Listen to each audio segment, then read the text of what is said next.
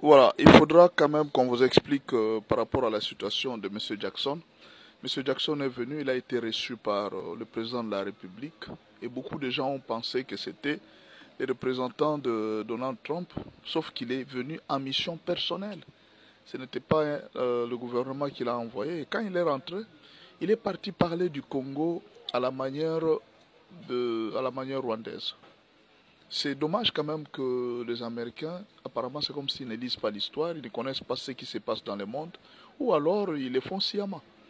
Lui, monsieur dit que une partie du Congo, avant la colonisation, était rwandaise et une partie de l'Ouganda. Alors quand il y a eu la colonisation, on a séparé les pays.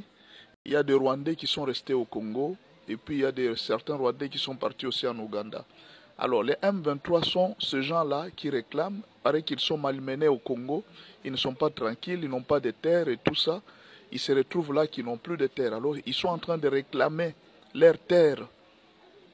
C'est ça qu'il y a de la guerre, c'est pourquoi ils ne veulent pas déposer les armes.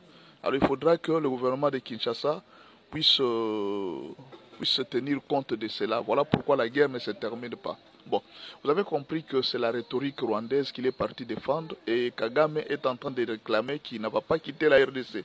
Pendant ce temps, il y a des forces qui sont en train de se renforcer juste pour percer vers Walikale. De l'autre côté, le gouvernement est en train d'observer les cessez-le-feu. Pourquoi, je ne sais pas, mais ce qui est sûr, c'est que bientôt peut-être la région pourra être enflammée par beaucoup de choses.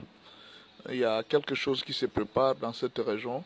Il y a de nouvelles alliances et je souhaite vous parler dans une autre vidéo. Donc, ce que le monsieur a dit, il est juste parti dire ce que les Rwandais ont toujours dit, que les M23 sont des Congolais qui étaient venus ici depuis l'indépendance et que la RDC possède une partie du Rwanda, d'après ce que monsieur a dit. Et voilà, il a expliqué la guerre de la RDC de cette manière-là.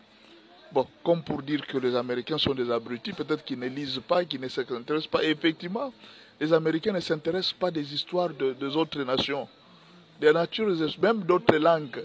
C'est très difficile de trouver un Américain qui parle 2 langues ou bien 3 langues. Et ils ne connaissent que l'anglais, ils sont fiers de leur langue, point barre. Vous voyez un peu. Ce qui fait qu'il est facile de tromper les Américains.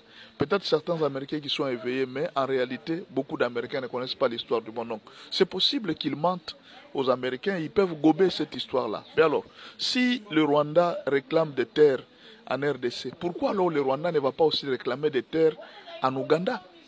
Si le M23, est-ce que l'Ouganda a déjà donné des terres aux Rwandais pour qu'il n'y ait pas de guerre?